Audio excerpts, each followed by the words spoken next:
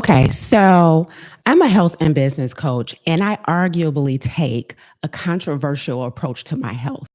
I do things that seem quite frankly extreme to a lot of people. I do things that are typically outside of the conventional approach to health. But I want to break down to you the four things that I do that is considered controversial. But before I do that, I want to explain to you why I do it.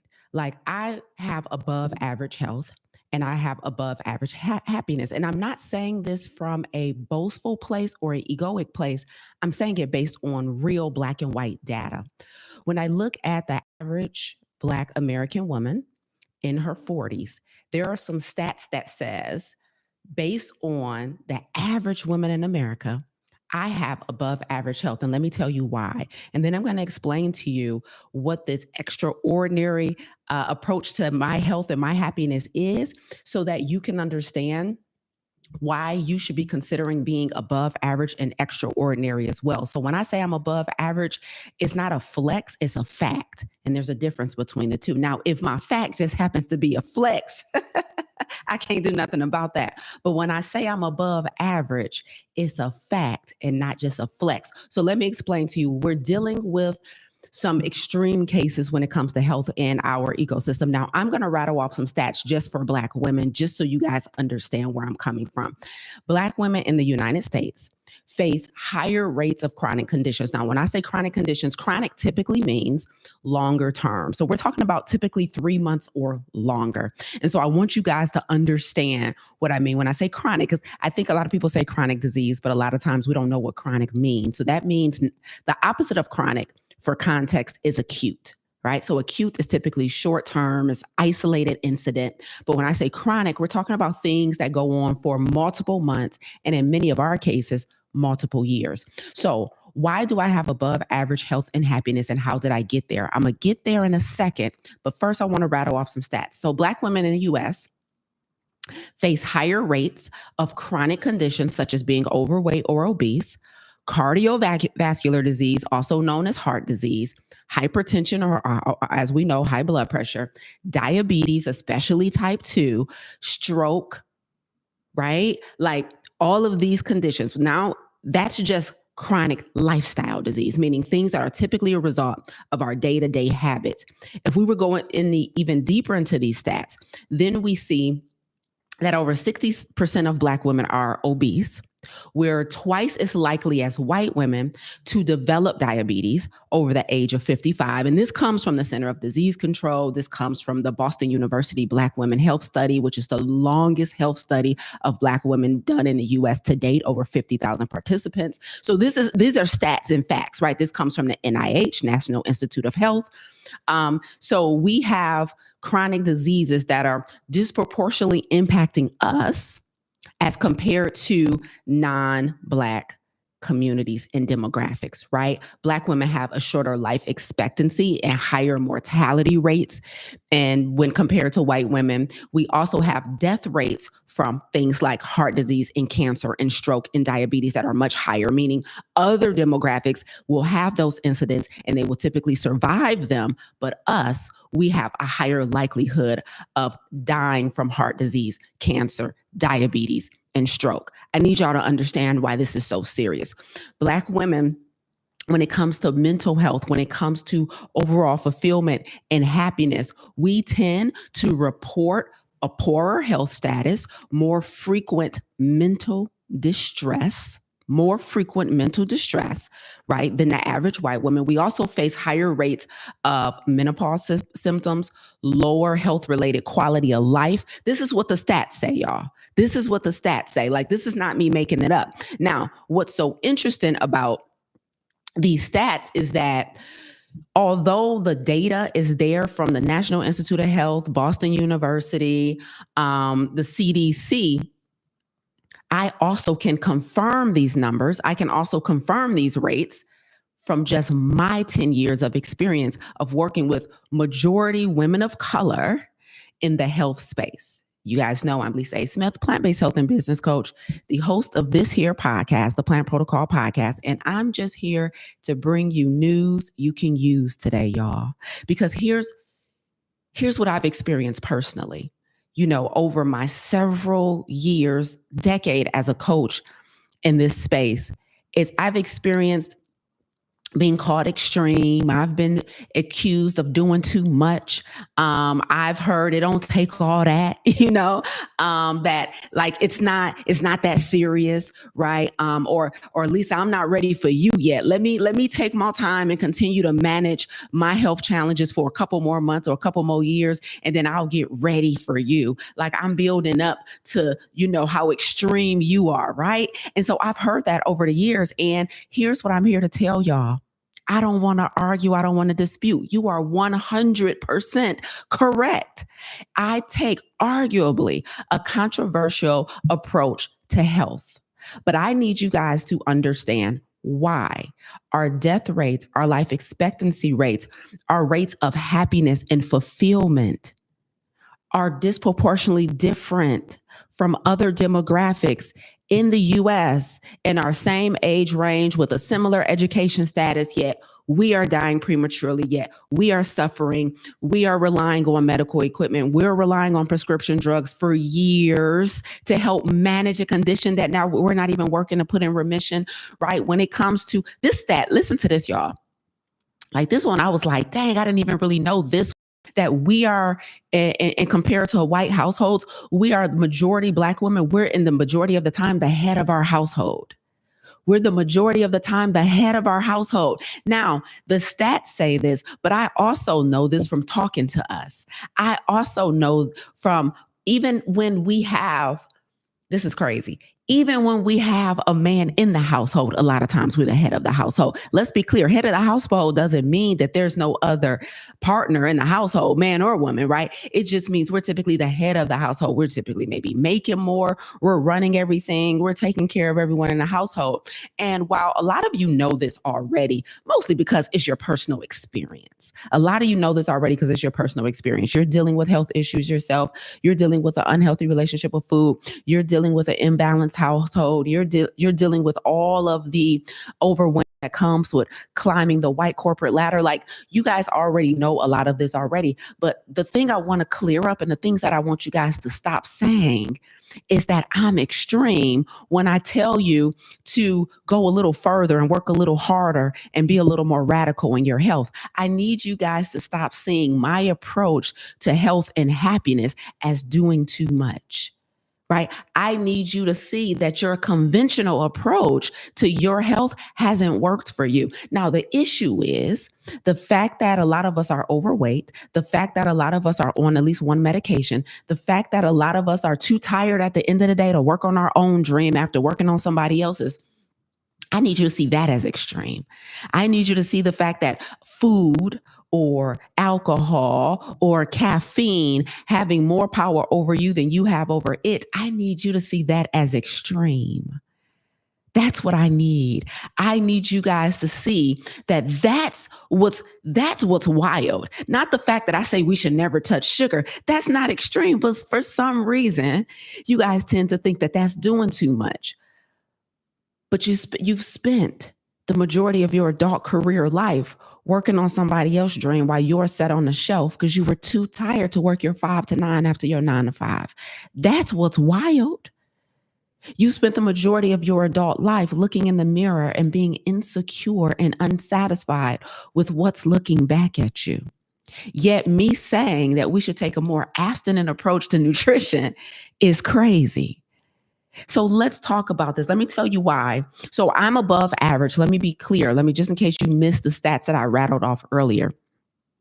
When I say I'm above average in my health, and when I say I'm above average in my happiness, my life satisfaction, it's because the stats say that a Black woman at my age should be overweight. It's because the stats say that an educated Black woman at my age and in my socioeconomic status, I should be stressed out. It says that I should be facing a lower life expectancy because of weathering, which is the lived experience of being an educated Black person in America. It literally takes a toll on your life expectancy because of all the code switching, because of all the microaggressions, all of the stuff, right? Like based on the data, My current health is above average. The fact that I am not overweight, the fact that I am not on any prescription drugs, the fact that I do not have a diagnosis, the fact that I am completely fulfilled in my career, the fact that I have healthy, whole relationships, like all of that says, the fact that I have, that if I run into $1,000 emergency right now, I can afford to pay it and not everything doesn't fall apart in my life. The fact that all of that is true for me makes me above average. I'm not proud of that. Like all of us should be above average. All of us should be walking around in a healthy and whole body that can get us through our day. All of us should have enough energy for our dream as much as we have for somebody else's dream. All of us should be free from medications and man-made equipment and substances to keep us alive. All of us, like that. I'm sad that I'm above average. I do this work because I'm above average, and I just want other people to be above average. So this is what I need you guys to understand. So I'm about to break down 4 things that I do, and you guys know around my value systems around health that are considered controversial, unconventional, doing too much, and extreme. And I'm going to tell you briefly why I do them. Like, because we need to hear this, because we need to stop looking at a 30-day vegan challenge where we're giving up salt, oil, and sugar as crazy. Like, are you kidding me? You've been putting that stuff in your body for decades, and it's gotten you hypertension and overweight, and then it's got you kidney failure, and it's got you fatty liver disease, and it's got you gut issues, and it's got you chronic headaches, and it's got you depression, and it's got you anxiety, and it's got you hyperactivity in your brain. And you telling me that I'm doing too much. That's what's wild. So we have a fundamental fundamentally different view on what health and happiness should be. But I'll tell you why we have that. And it's mostly because unfortunately all around us, the things that we're battling, like the fact that we can probably call at least 2-3 people right now to complain about work, and they're going to be here for it because they got the same complaint. The fact that we can call 2-3 people right now and complain about our spouse because they too are trying to figure out how do they get into a relationship where they're so unsatisfied. And the fact that we can call 2-3, it's ubiquitous. And anytime something is common, even though it's unnatural, it becomes the norm and it becomes the status quo. And everybody outside of that commonality looks crazy, looks extreme, looks like we're doing too much. But y'all, it makes no sense that Black women are more likely to experience barriers to healthcare, including lack of insurance, higher medical debt, difficulty accessing quality care. This is what the data says. It makes no sense that we experience higher rates of unhappiness in our careers and our overall life, that most of us, if we're in a long-term relationship, we're not completely fulfilled. We're settling over and over again. So let me tell you, this data again comes from the CDC, the NIH, this Boston University Black Women's Health Study that's been going for years. And I didn't need to read any of that data to know it was true. I've done my own decade-long research study, my own social experiment, and I know it to be true. I see it with my own eyes every day. So let me break down to you our radical approach to health. There's 4 things that I promote. There's 4 things that I value. There's 4 pillars to our approach to health and happiness here at, the Plant Protocol in our company. But I want to tell you, before I tell you why we take this controversial approach that a lot of people be mad at or shocked by, I want to tell you why we do it. And sometimes, like anything, we're compared to other institutions, we're compared to other companies. Of course, you guys are going to compare me to other coaches, right? And you guys compare, and let me tell you the difference between us and them. Okay. Now, there's a lot of people in this health advocacy space, just like me. There's a lot of brilliant Black and brown people, men and women, and nonprofits. I know a lot of them. I do partnership deals with a lot of them. I do, programming with a lot of them. Like, there's a lot of people in this space. But if it hasn't been clear up until this point, let me tell you my goal. I don't know what every other health coach and subject matter expert and nonprofit and plant-based entity, I don't know their individual missions or goals. But before I break down to you our radical approach to this thing, let me make sure you know our goal. Let me make sure you fundamentally understand our mission. And this is why y'all be so mad at me, sips tea. It's time to come get this health. I know you see it. Okay. So let me tell you why y'all be so mad at me. Okay. A lot of times when you guys are searching for some assistance with your health, you go to online summits, you go to master classes, you join groups, you join other challenges, you join Facebook groups, you go to talks and you buy the books. Like you'll hear a podcast and there's somebody on there talking real good and they say they got a book and you'll buy it. And some of y'all even read it after you buy it, right? Real cute. Y'all cute. And what happens is you go to all of these different entities and you collect information. And a lot of the institutions, rightfully so, are okay with you collecting information. Okay. So you go to the summits and you read the books and you listen to the podcasts and you watch the YouTube videos. Hello. And you do other people's challenges and you're collecting information. And sometimes they even tell you like, this is just a jump start. This is an info session. This is, a design for you to just get more information and learn more about your body and become an advocate for yourself. And all of that is needed and it's good.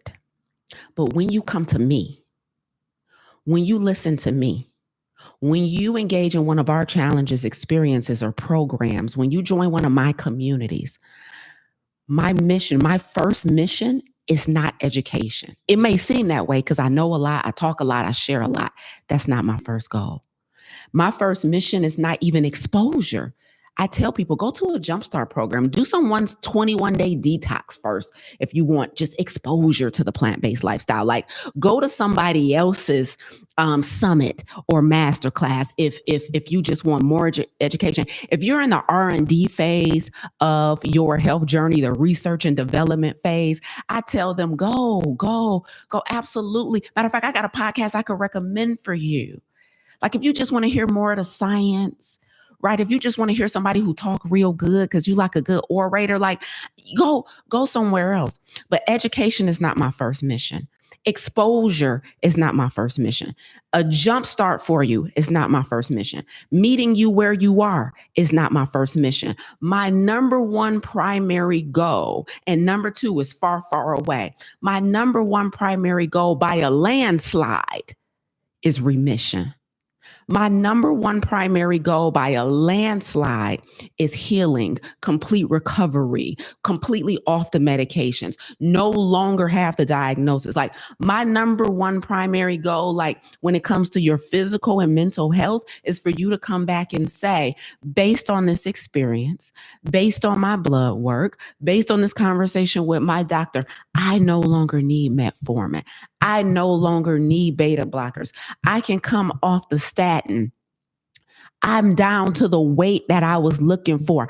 I no longer need the seatbelt extender. I no longer have deep bouts of depression or anxiety. I have energy now to carry me throughout the day. Lisa, I am so proud to report that sugar no longer has a bigger hold over. Lisa, I haven't touched the sugar.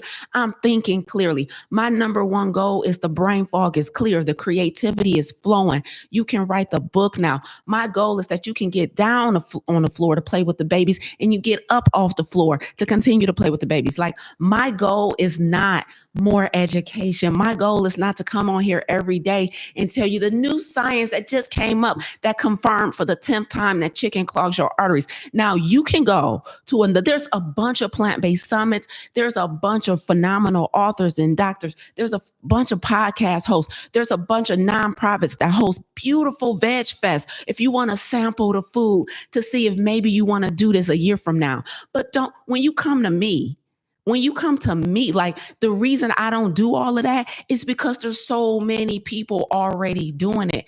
I decided to be bold enough to say, I am going to take my people and I am going to prepare a place for them. Shout out to Harriet Tubman. I was bold enough to say, okay, if nobody else is willing to be like, I have the experience, I have the evidence, I have enough education to make a bold claim to you, which is if you come with me, I can guarantee you that your chances of reversing the type 2 diabetes is going to shoot through the roof. I'm bold enough to claim it. I'm bold enough to say, mess with me and follow my protocol. And that sugar and that caffeine and that junk that has a power over your mind, we're going to do something about that. I'm bold enough to say that the dream that has been collecting dust on the shelf, I'm finally going to give you enough energy, confidence, and belief in yourself to execute. Like my mission, the reason my approach is so radical and it seems so extreme is because their mission is just to educate you.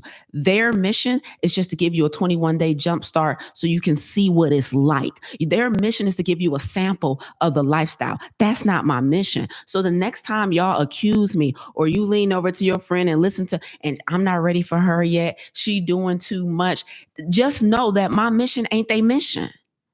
Like we sound alike because the science don't change, right? And so y'all would think that, oh, I'm just going to go to her and I'm just going to collect more information just to say I heard that before, just to say I did that already, right? But then when I call your name out in a masterclass and be like, did you, like I asked you to, or what about this? Or what's your dream? Okay, I'm going to challenge you. And don't get mad at me because you thought I just wanted to listen and I didn't want to speak. I just wanted to learn more, but I didn't really want to do nothing. Just know when you come into my ecosystem, like if you just here to collect more information, you should have went to them. You should have went to the veg fest. Like they got a vegan cruise you can go on if you just trying to experience a lifestyle. When you come to me, we gonna get you cancer free. Like when you come to me, like your baby gonna have a chance of never having to battle the stuff you battling because you gonna feed them different when you come to me. Like this is not a look and see. This is not a no. So the reason I'm so controversial, the reason my health is above average and my clients' health is above average and my students' life is above is because we do above average decisions. We do above average things, but the above average things that we do is because the mission is not to feel slightly better. The mission is not to reduce the medication. You can go to somebody else to reduce it. My mission is to get you off of it. I just happen to be the person that was bold enough to make a bold claim that your chances of that go up when you mess with me. Because I'm not afraid for somebody not to like my style. I'm not afraid to upset people. I'm not afraid to have opposition. I'm not afraid to face people disagreeing with me. When I go on Instagram and I say every leader should have emotional intelligence and everybody in the comments talking about you don't have compassion for people and everybody's human, I'm not afraid to go back and forth with them. I'm going to fight for y'all. Every leader should have emotional intelligence. I don't care what y'all say. If you taking on the responsibility to lead people, you should have a high EQ, period, point blank. But I'm willing to go back and forth with people because the stats show that all the education that y'all been getting, the stats show that all the summits that y'all been attending and all the books y'all been reading, all the podcasts, why is the stats still the same? Why is they still saying we still 60% overweight as Black women? Why is it still saying we have higher mortality rates when we give childbirth? Why is it still saying that we're suffering financially? Why? I don't care about y'all getting mad at me because I say abstinence over moderation. Once the stats change, then I'm willing to sit down at the table and have a conversation about doing it your way. But baby, your way ain't worked. Your way ain't worked. And I don't even know. They stats is like from 2021 and 2023. My stats is from January 2025. I'm still talking to large groups of Black women who are suffering in their body and their minds and in their relationships and in their pocketbook. So I don't care what y'all say. I do not care that y'all mad at me because I think it's ridiculous to eat smaller amounts, small doses of the stuff that's been poisoning you. So let's get into the 4 ways that I'm extreme and controversial that has led to above average health and above average happiness for me and the people I serve. This is so good because I'm not the only data point. This is so good. I have receipts upon receipts upon receipts, because not all of y'all disagree with me. Not all of y'all disagree. So those of y'all that do agree with me that this is too much and this is too ridiculous and this has gone too far, y'all come over and y'all mess with me heavy and y'all follow my protocol, and then you become another data point. When we get somebody in our private groups and in our Facebook group, or I get these emails and you like, Lisa, I am free of the sugar addiction. Lisa, my doctor just took me off hypertension meds. Lisa, I can't believe my brain. I ain't thought this clear in years. I thought it was over for me. Lisa, I finally had the confidence to have that tough conversation with my husband, that tough conversation with my brother, and I'm finally on a healing journey. Lisa, I finally was bold enough to quit that job. The stress is gone. Lisa, I'm not the only data point. So any given Monday, we should change these lives to any given Monday. Any given Monday, I'm willing to come on here and talk my talk because I live an above average health life. I'm above average in my happiness. I'm happy, y'all. I'm not just surface level happy. Like if you peel back the layers and came behind my doors and inside my walls, I'm for real happy. Like it's not a facade. But I did the work. I'm not stressed out like at all, not one iota, but I did the work. And so I'm not the only data point. So I'm willing to go back and forth with y'all when y'all get mad at me. Lord, I got to go. I got a whole appointment. Let me go over the 4 ways that I'm extreme, that y'all be getting mad at me for, just in case. I've never compiled them all in one episode. And so I want to do that for you today. I've never compiled them all in one episode. So let me tell you, like, Lisa, what you mean controversial? Why people be big mad at you? Okay, here's the first way. Here's the first way that I'm considered extreme and doing too much and going too far and she ridiculous and she's a bully and all this crap. I'm like, it's crazy that ain't nobody got to bully you into pouring sugar and dairy into your body every day, even though it inflames you like crazy. But you mad at me for trying to bully you to eat some kale and spinach. Where Wanda, where you need her? Ain't nobody telling me to sip my tea, and now I'm going off on tangents. Okay, number 1, the first controversial approach to health that I take is an abstinence instead of moderation approach.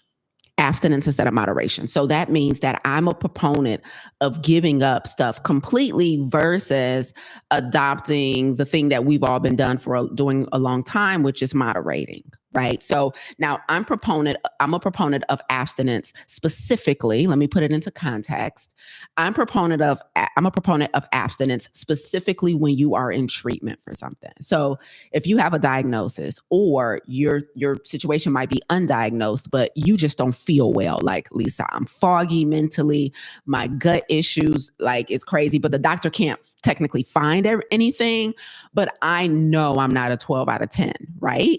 So I'm a huge proponent of abstinence when you are in treatment, when you're anything less than the optimal version of yourself. If you have some type of food addiction, if you're overweight, if you're dealing with memory loss, if you're dealing with brain fog, if you're dealing with sleep issues, if you're dealing with reproductive health challenges, our women, our men with reproductive health challenges. Number 1 thing that all of our protocols include, whether you're in our 30-day challenge or farm to table, or even when I'm working with people privately, is an abstinence approach. So I don't say have a little bit less of this. I don't say, well, try and drink smaller amounts. I don't say, you can treat yourself after a week of doing good. I don't say, oh, it's your birthday or it's the holiday, so have just a little bit. Or if you in treatment, you in treatment. Because if you were hospitalized for treatment for something, then you will follow the protocol to the T, because you're like, I want out of this hospital. I want to get back to my independence. The issue is a lot of us are up and at 'em with our diagnosis. We're up and at them with our conditions. And so we don't see it as extreme because we can still get to work every day, and we can still, do some stuff around the house. And so we don't see it as being in treatment because we're it's outpatient. You know what I mean? You out, right? And so you don't see it as needing to follow a strict protocol. But if you were to go into a treatment center for something and you were going to be inpatient, like that, you don't go, check yourself in for alcoholism. The treatment is not, well, have one drink on the weekend, long as you're dry Monday through Saturday. You in treatment. You already sick. You've surpassed. Do you know by the time you have a diagnosis, by the time you don't feel good, you are leaps ahead of moderation. You probably started off with moderation and then it escalated to out of control, and now you're trying to scale it back to moderation. You lost your moderation privileges. It's wild to me that you guys still be trying to argue for moderation when you 3 years deep in type 2 diabetes. It's wild to me that you guys still be fighting and clawing for moderation when you're 40, 50, 60 pounds overweight and unhappy about it and have no self-confidence and have no body confidence. It's wild to me that you 2 medications into hypertension and still talking about you got to have a little steak, a little chicken. What? Moderation, you shouldn't even know how to spell it, say it. You should look at the word and be like, what's all these letters jumbled together? It's not making sense to me. Moderation. So the first controversial approach to health that I've personally taken, that I personally use, that has given me above average health is abstinence instead of just moderation. Like, I don't eat sugar. Y'all, I went to go get a smoothie bowl. I was in Virginia this week, right? And I stopped to get a smoothie bowl. This God bless these young people that still got good customer service skills. This woman was so patient with me, honey. So this was a new smoothie bowl place. By the way, it was absolutely delicious. I have never been to it because I don't have it in my home cities, but it's called Everbowl. I don't know if you guys have ever been to Everbowl. You might have it in your city, but they definitely have it in Virginia. And I was in Virginia Beach, and I went in and I'm looking at the bowls on the menu and I'm trying to decide which one I'm going to get. And ultimately I decided to build my own bowl, okay, from scratch, right? And so I'm going through the ingredients and I'm like, okay, your acai, okay, your cocoa, okay, your peanut butter, okay, I'm like, your granola. I said, does this have added sugar? Does this have added sugar? Does this have added sugar? And she's like, I don't know. Let me see. I don't know. And she pulled out the website and she's looking up everything for me. And she was so beautifully patient. And we built a bowl that was completely absent of refined processed sugar, because y'all know I don't play. So I'm like, no granola, nope. She was like, nope, our peanut butter is just peanut. We was both getting excited. Like it was dope. And but now somebody else, and I've heard this and I've seen this because I've been out with people who don't take, who don't go to this extreme. They're like, oh, you're doing too much, or I don't want to be a problem, or I don't want to get on people's nerves, or I don't want to hold up, or all the things that we say. So that we don't publicly take full ownership of our health. We'd rather make things convenient for everybody else around us and just say, I'll bite the bullets and eat some nonsense, right? But that hasn't worked for you, right? And so my abstinence approach to my health, especially when it comes to refined processed sugar, is why I have above average health. Y'all, this is why. Like, you guys say it's extreme, but then when I say I'm a Black woman in this demographic and this socioeconomic status, and I have no health challenges, I lost weight and I kept off 60 plus pounds. When I say my mind is clear, when I say I can run and play and my energy has enough, and I can get through everything I want to do with excellence without being super exhausted because my diet sucks or my health is in danger. Like, this is why. So stop calling my approach crazy.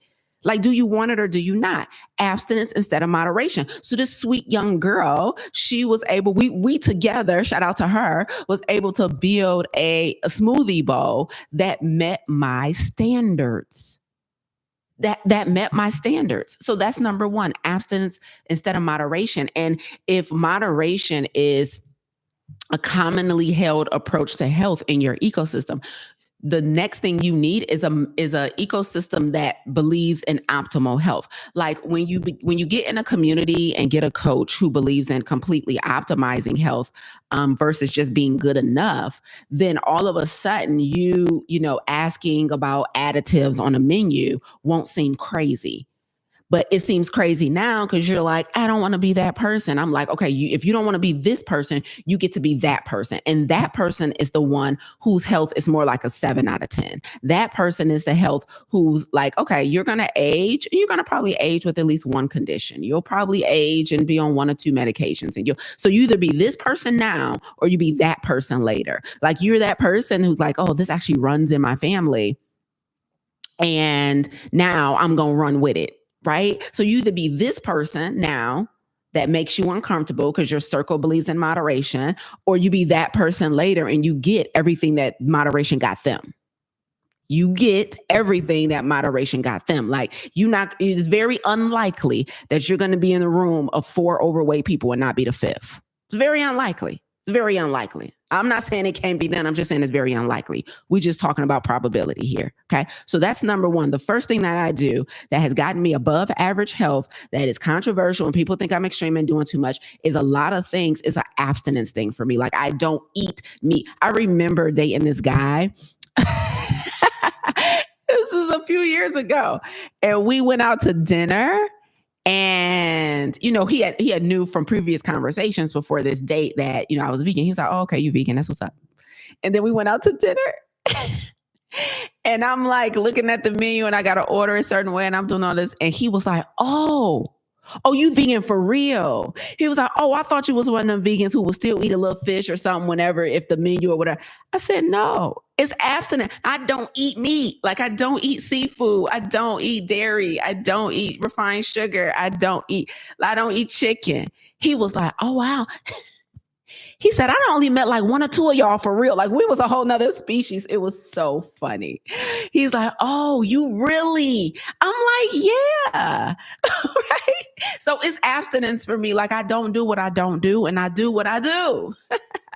Okay, let's run through these next 3. The next thing that has given me above average health and above average happiness is this.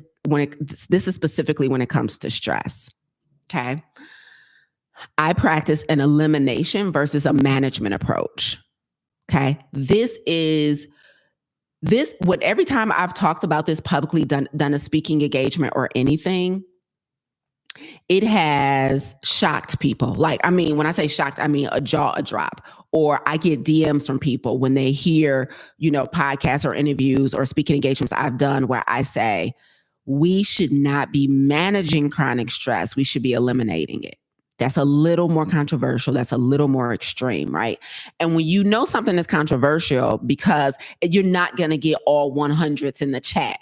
You're going to get people just like I do that say, this is impossible. That lady doesn't know what she's talking about. There's no such thing as eliminating all stress. And I'm like, oh, you don't listen. I didn't say eliminate all stress. I said eliminate chronic stress. That's a difference. I believe acute stress is going to exist for all of us. And I also believe that some forms of acute stress are actually healthy. But that's not what I said. I said chronic stress should be eliminated and not managed. But again, this seems like it's completely impossible to a lot of people. And I'm like, oh, no problem. I created a framework for you for how to do it.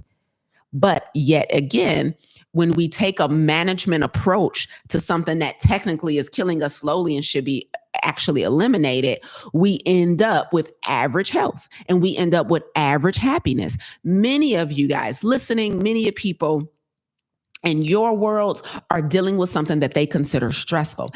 And for many of them, it's not acute stress. For many of them, it's chronic. It's been going on for years and they do not have an exit strategy. They do not have a way out. And for many of them, it's not one thing, it's a combination of things. Right? So I say eliminate chronic stress. The average rhetoric that we hear around stress is management. Well, I need to manage my stress. I need stress management techniques. That's what we're taught. That's what we hear. And that is not my approach. So for that reason, because I practice elimination as soon as something threatens to be stressful, that has afforded me above average happiness. above average life satisfaction. Like, I don't have a single person in my life that stresses me out. I don't have, my work is not stressful. My responsibilities aren't stressful. My health ain't stressing me out. Like, but that's because I take an elimination approach to things that threatens that happiness, that threatens that satisfaction, where most of us are just trying to breathe through it, yoga through it, journal through it. Most of us are trying to just self-care day through it. No. Bump a self-care day. Who do I need to have a difficult conversation with? Because I'm not doing this. Bump a self-care day. What tough decision do I need to make so that this thing is not in my life causing overwhelm a week from now, a month from now, a year from now? So I take an elimination approach to chronic stress or potential chronic stress versus a management approach. Again, controversial, but it's afforded me above average health and above average happiness. I will like, you can't, like, I got too many receipts. You can't tell me anything else. You just can't. Acute stress, healthy. Chronic kills. Your girl ain't doing it. Y'all figure it out, but I ain't doing it. And if you too want to take that approach, come on over. That's all I got. So that's number 2. Let's get into the third thing that's afforded me above average health and above average happiness. Okay, Lisa, calm down. Excellence over average. So what does this mean? This means every time I show up to do work in service to other people, every time I show up to do a workout or a prayer or eat like I got some sense in service to myself, I proceed with excellence. There used to be a time where getting it done was the win. There used to be a time where checking the box that said it's done was the win. Like, oh, got that out the way. Now, getting it done is the floor. Excellence is now the ceiling. See, many of us, we do average work, and we do average work on purpose. We don't do, now, if what somebody calls average is actually your best, it's actually not average. Average is not based on somebody else's opinion about your work. It's based on what you know is possible. So it's not that somebody can look at your slides or read your book or listen to your podcast and can say, that's not that good. That's not what makes it average.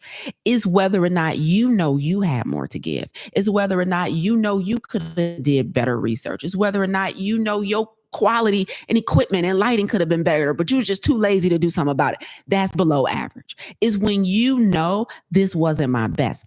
I operate with everything. A spirit of excellence is my period. It is my approach. It is my value system, a spirit of excellence. So I show up to work with a spirit of excellence. I show up on stages and podcasts with a spirit of excellence. I show up in our programs with a spirit of excellence. And I don't care if they're paid or free. I don't just do excellent work because somebody paid thousands of dollars to be here. I do excellent work when you join something I did for free. Excellence over average. Now, this is controversial because a lot of us, we're willing to be good if somebody's watching. A lot of us think, or we're willing to be good if the work is what we really want to do. You ever heard or seen somebody go into a company or on their job and they do the work, but they like, man, and if this ain't my business, I don't care. Like, this ain't for me. I'm just here to get a check. Right? They're super good with average. Like, I'm just here to meet a quota. I'm just here to do what I was asked to do. And I want to do it just so can't nobody say nothing to me, but I'm not doing it so that the work stands out. I just want to be able to say, I did what you asked. Like, that low level thinking, that below average thinking produces below average work.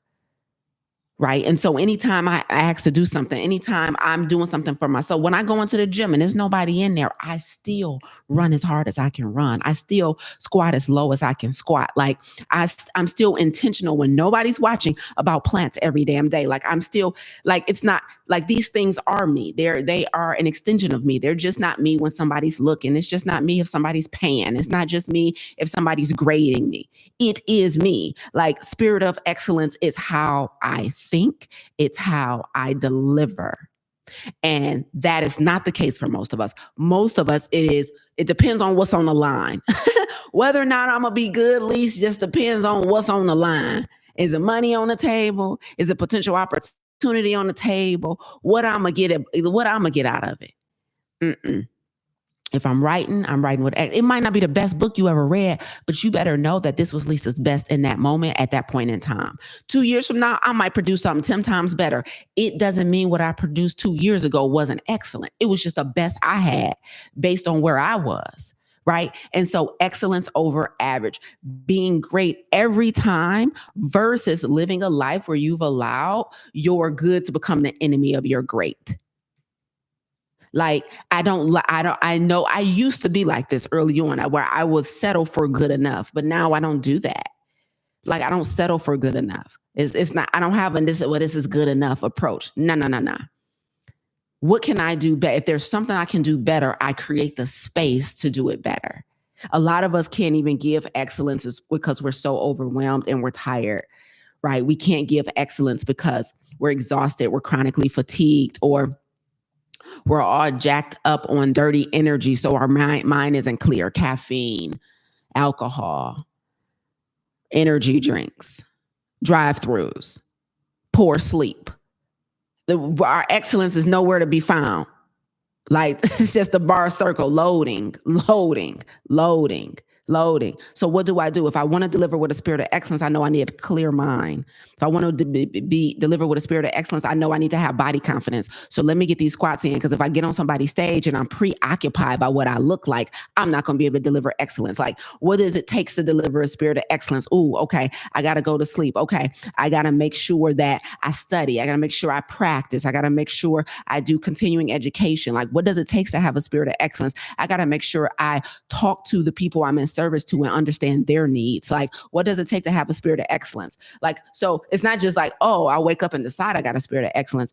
I set up my life in such a way so that it's possible, so that I'm not too tired to have a spirit of excellence, so that I'm not too insecure to have a spirit of excellence, so that I'm not, you see what I'm saying? Like, there's things that comes with having a spirit of excellence. And so I can't, the bar can't go back down to average. It's just not, it's not doable. It's easier for me now to execute with excellence than it is to execute average. It's much easier. So the third thing that's given me above average health and above average happiness is that I've embodied, thank you, Jacqueline, I've embodied a spirit of excellence every time, not just based on what's on the line. Different approach to life. That's a different approach to work. That's a different approach to my health. That's a different approach to my relationships. It's different.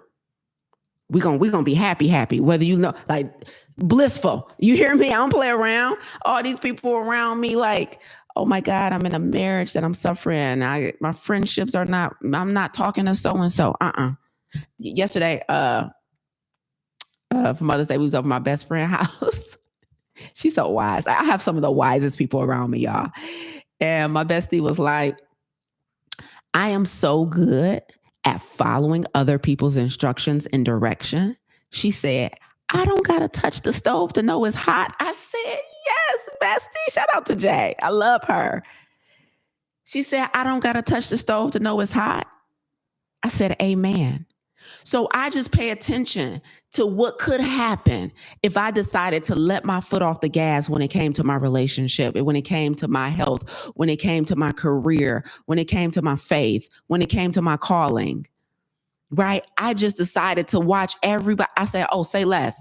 And I go back to my friends. I go back to my partner, like, hey, we need to work on this communication. Hey, we need to be doing this together. Hey, like, I don't need to touch the stove to know it's hot. Like, you told me it was hot. You told me to do this to prevent that. Okay, say less, right?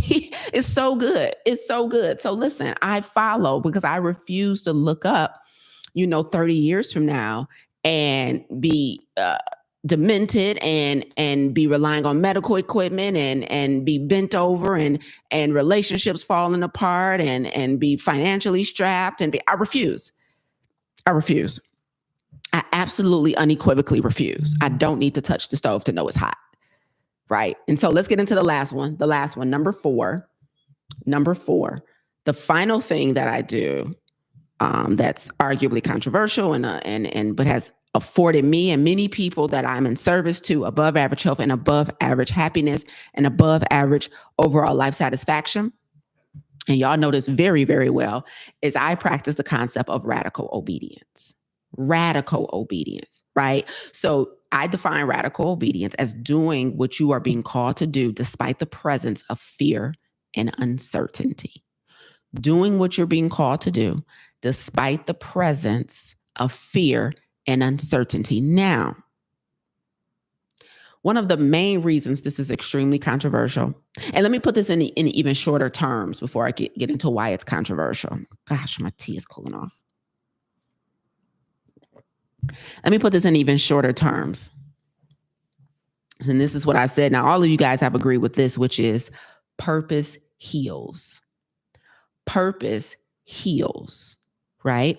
And so when you have purposeful and meaningful work in your life, when your contribution to society aligns with your natural gifts and your talents, it heals the body and the mind. It extends life. It is extremely medicinal to be operating in purpose and doing meaningful work. Extremely medicinal, right? Malika, radical obedience has entered the chat and has. So purpose heals. And me knowing that, again, I ain't got to touch the stove to know it's hot, which means I work with thousands of individuals who are miserable in their work. They're unfulfilled in their 9 to 5. They are trying to figure out how the heck to get out of it. I ain't got to touch the stove to know it's hot. I said, say less. I need to practice radical obedience. That means whatever I'm being called to do, whatever God is giving me the assignment, I cannot let fear or uncertainty stop me. I cannot stay somewhere where I am unhappy just because it pays the bills. I cannot run the risk of pouring 5, 7, 10, 15, 20 years into somebody else's mission if it doesn't align with mine. I can't. Purpose heals. So I have to do work that, number one, optimizes my gifts of speaking, my gift of teaching, my gift of facilitation, my gift of communication. I have to make sure that is being utilized at the highest level. People think, and they've done these wonderful studies on employees and interviewing employees, and people think that money is the thing that people want more of. Like to be happy and more satisfied in their work. People think money. It's not. The thing people want more of to be happy and satisfied in their work is meaning. They got the wrong M word. It's not money, it's meaning. When people don't understand how the work that they do connects to the bigger mission of the organization, they become disconnected from the work. When nobody's done an assessment on the individual to understand what their true gifts and natural talents are and have placed them in a role that optimizes those gifts and talents, then they lose enthusiasm for the work. They lose commitment to the work. And that's how people get flighty. People want meaning, not more money. Of course, we want money, but the meaning trumps the money. Radical obedience is how I wake up every day with meaning, with purpose. I left a 9 to 5. So I'm not even trying to act like I haven't had to do the hard stuff that it takes to get to radical obedience. Many of you guys know my story. I worked a 9 to 5. I was a social worker for the state of Michigan, foster care worker, Oakland County, for years. I went to school, got a degree in psychology. Then I went and got a master's, got an MBA. Like I tried to do the status quo thing. Many of you, you're so afraid to disconnect from the status quo that tells you to get an education, to go to school, to find a good job. And if it pays the bills, regardless of how you feel about it, stay there. Many of you are committed to the system that you were born into. You didn't choose the system. You were just born into the system. And soon as you get the gut feeling that says this ain't working no more, you still don't do anything about it because you were born into a system that tells you to stay. I'm not telling you to leave tomorrow. What I'm saying is you don't even have an exit strategy. Your exit strategy can be a year from now. You can stack this money. You can make some sacrifices. Or you can be bold like me and be like, I ain't even waiting that long. I'm going to cash out my 401k and take a chance on myself. I don't care how you get there. The issue is you don't have an exit strategy into the miserable situation you're in. You don't have an enter strategy into the idyllic situation you want to be into. And you are definitely ignoring every red flag that the universe has been giving you, that God has been sending you, because you are so committed to a system that wasn't even your idea. So therefore, when God told you to write the book, when God told you to start the business, when God told you to leave this circumstance, the disobedience flared up so heavy. And because every other person in your immediate circle is disobedient, you think it's normal. Just because something is common, don't make it normal. Don't make it natural. Don't make it right. Just because all of us are waking up every day deciding to stay in miserable relationships at miserable jobs in bodies that we're ashamed of doesn't mean we should keep doing it. What? So let me get this straight. You done said that every time I eat this and every time I drink that, it doesn't agree with me. And just the thought of going to this job on Monday morning start giving me anxiety on Sunday night. And every time I wake up to next to this person who not trying to fight as hard for this relationship as I'm trying to fight for it. But they told me I should never get a divorce, or I will be ashamed about that, or what would it do to the kid? What is it doing to you? What are you talking about?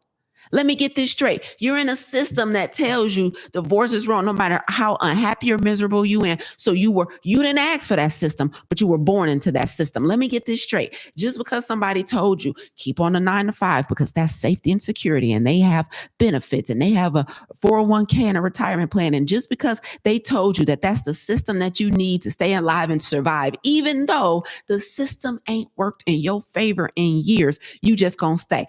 Let me just get this straight. Like God been talking to you through messages and through scriptures, and you come listen to me and I say something that you've been thinking in your subconscious for years. So you getting all of these nudges. God keep nudging you, and you still gonna choose disobedience. Y'all see how powerful these systems are? Oh, that's a powerful system where God can nudge you and you ignore God. You ignore God because you are so married to a system that ain't even working. Radical disobedience is your child. Like, that's the challenge. That's the challenge. So for me, the fourth thing that has been arguably extremely controversial and has sounded extreme to a lot of people, but has given me and the people that have decided to follow my way above average health and above average happiness and above average life is radical obedience. This is doing what you're being called to do despite the presence of fear and uncertainty. And let me tell you something. Everybody is not disobedient completely. A lot of you guys are obedient in some areas, but the thing that makes my obedience radical is the fact that it's complete, not partial. So I do everything God told me to do and not just some of it. The thing that makes my obedience radical is that it's immediate and not eventual. Meaning I don't wait 2, 3, 10 years to research and get ready. Right? I do what I'm told immediately and not eventually. That's why that's a different brand of obedience, right? The thing that makes my obedience radical is that I do these things with an attitude of joy and gratitude and not an attitude of resistance. Like I'm going to do it, but I'm going to be mad about doing it. No.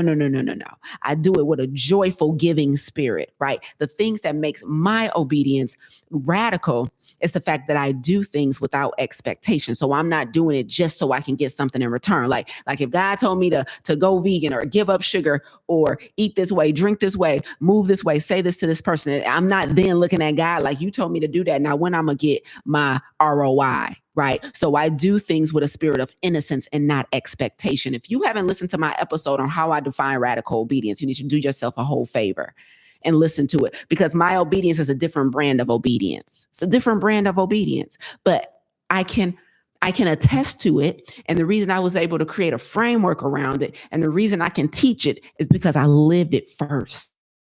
I lived it first. And I was like, yo, anybody get a taste of this? Yeah. And is anybody else out there like done all the work to disconnect from a system that wasn't working for them? Like the moderation thing wasn't working for me. So I had to disconnect from that system. Like the 9 to 5 thing, just because it pays the bills and offers a 401k, wasn't working for me. So I had to disconnect from that system. Like the stay in a relationship because he's pretty much a good dude. He don't hit you. Y'all get along fairly well, even though you know he's not your number one pick. That wasn't working for me. So I had to disconnect from that system that says just stay and try and work it out. Like I had to disconnect from a lot of systems. All of that was radical obedience. But it's the reason I sit before you today with above average health and above average happiness.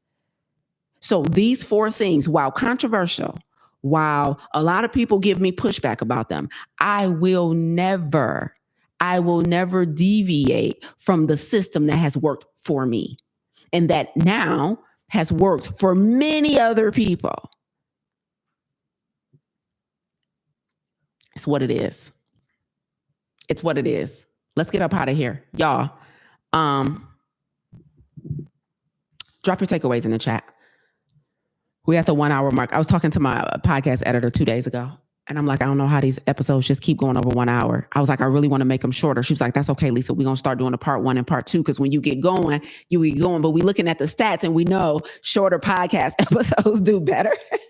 So I literally came on here today like, we going to be short and sweet. We going to be short and sweet. And then I wasn't short and sweet. I was sweet. I just wasn't short. And so what we going to do is we might have to make this into a twofer. So if you got the live thing here on YouTube, go you. But me and the podcast editor decided we need to go a little shorter with these episodes. But she was like, but if you get in your zone, don't stop. Like, don't stop the flow. We'll just break them up. Listen, y'all ain't got to tell me. Regina says sweet. I wasn't short, but I was sweet. I was on it today. Okay, so the final thing I want to share with you guys as you drop your takeaways in the chat, y'all know the fee for free. Now, y'all know I come on here every Monday morning and do a whole keynote, but y'all know the fee for this Monday morning keynote is to give me your takeaway. So as you drop your takeaways into the chat for today, which one was for you? What did you need to hear? The thing I want to leave you guys with is this. The reason I practice methods and I create protocols that are not the norm that you see in other ecosystems and other health coaching companies and things like that. The reason I create these protocols that seem like it's doing too much and seems crazy is because I need you guys to know that I know it's over majority Black women watching me right now and listening to me. And I need you guys to know that our health is a defense against all that we face on a regular basis. So showing up with average health, showing up with below average health, it's like bringing a knife to a gunfight. Like y'all already know how much we have to face on a regular basis, right? Whether it's navigating white spaces in the corporate space or navigating white spaces in the entrepreneurial space. It don't end when you start your own stuff over here. Whether it's you having to be the head of your household, whether you have another partner in the household or not, maybe you having to be the head of the household. Maybe you're, taking care of everyone. Whether it is going into the medical system and being treated unfairly. We have so many institutional and systemic challenges and inequities that we face. And so all of this stuff that we have to deal with, our unique experience of being educated Black women in America, I need you guys to understand that your health has to become a defense against all of that. Like you got to show up to these white spaces with your sharpest mind because you already got the education and you already got the brilliance. You just can't access it because you can't put down the sugar. Like I need you to understand that your health is a defense mechanism. Now we're on equal footing. You're not bringing a knife to a gunfight like I'm sharp, I'm healthy, I'm whole, I'm complete, I'm healed. So now when I go into spaces, I have all of me physically, mentally, emotionally is sharp. That's my defense against systems that are not built for my benefit and for my growth and for my ascension. So the reason I'm so hard on y'all, the reason my protocols are a little more extreme, the reason I'm willing to go toe to toe with randos on the internet to defend our approach is because I need y'all to know. I know what it's like to navigate this life with optimal health. And I know what it's like to navigate this life overweight with below average health. I've done both, and it's just better on this side. And so the fact that I asked you to give all the foolishness up and not just some of it, the fact that I asked you to move quicker when God tells you to move instead of encouraging you to just stay safe for another 2 years until you feel ready. The reason I don't give you that is because it don't work. You tried it. That's your way. I'm not going to meet you where you are. I'm not going to do things your way. You've been doing things for your way, and you done proved to both of us it don't work. So why on God's green earth would I try and meet you where you are just to make you feel good about it? Why would I do that? Why? So I'm willing to have a smaller community. I'm willing to have a smaller company. I'm willing to appeal to fewer people, and we get extraordinary results versus me saying the average thing that the average person is doing that ain't even working so I can have a bigger reach and a bigger audience. I don't want millions of mediocre results. I'll take thousands of extraordinary results. I'm good with that. I'm good because if I train up individuals to have extraordinary results, I can then trust them to go train up some people with extraordinary results. And together we'll eventually reach the millions and tens of millions. So I'm willing to do it for a smaller group of y'all because our approach is a little too radical for the average thinking person. I'm willing to do it that way.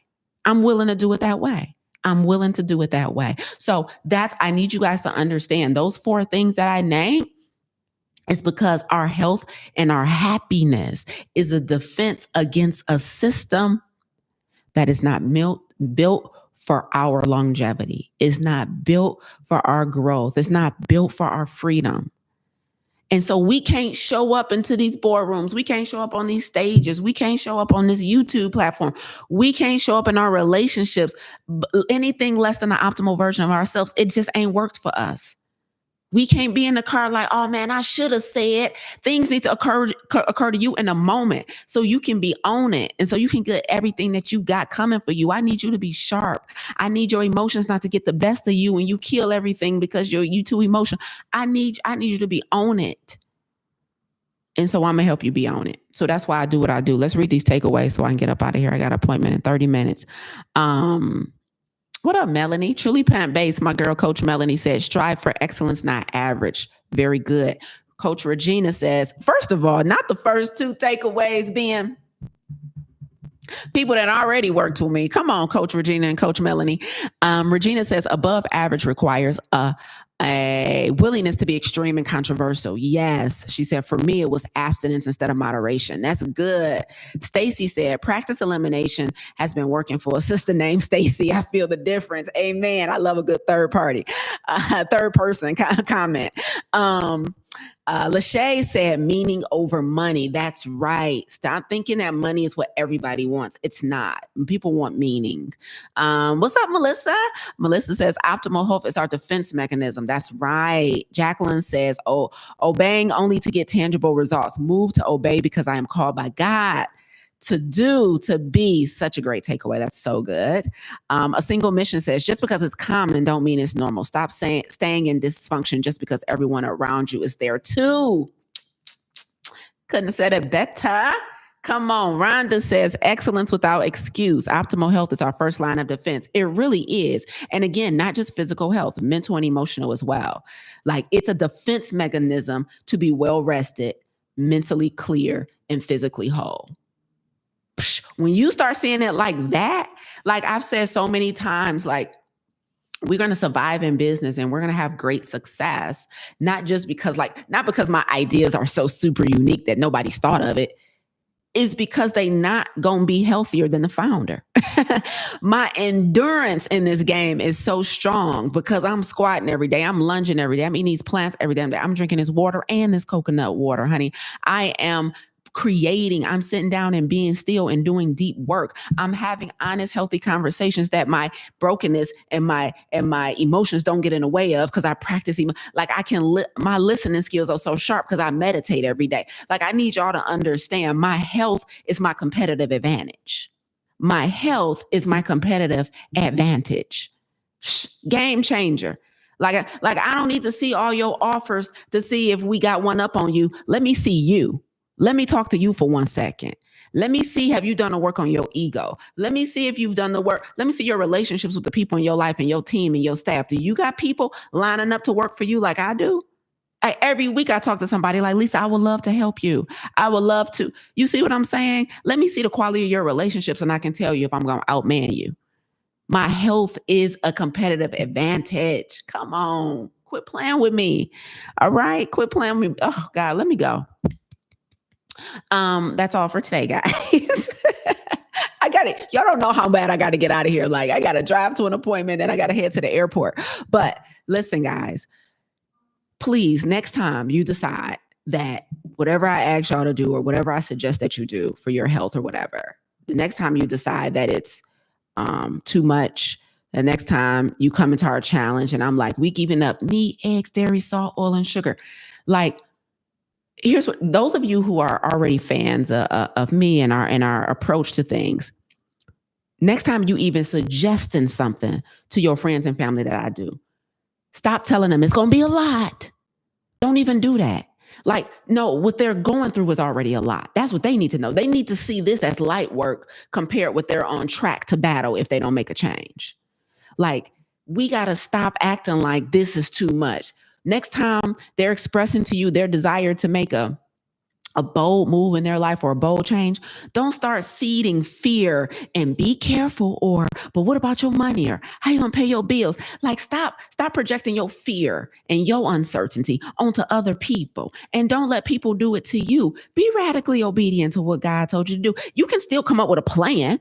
You can still plan, but some of y'all ain't even planning. You just staying safe with no plan to get to optimal. Like, stop saying all that stuff, fear-based language. Like, stop acting like it's doing too much to run a little longer, walk a little harder, squat a little deeper, eat one more vegetable. Stop acting like it's too much. Stop acting like it's crazy to go into the smoothie bowl place and demand that they tell you that everything you want don't have added sugar. Stop acting like that's too much. It's not. What you on track to face if you don't do that is what's too much. It's not too much. Okay. So don't tell people it's too much just because you're doing it, but you think they're going to reject your idea. And don't you let somebody tell you that you crazy for wanting to leave a 25-year marriage. If you're miserable, you're miserable. Like, you get to make your choices. You get radical obedience. You get to make your choices. All right, y'all. I love you. Until next Monday. Bye, y'all.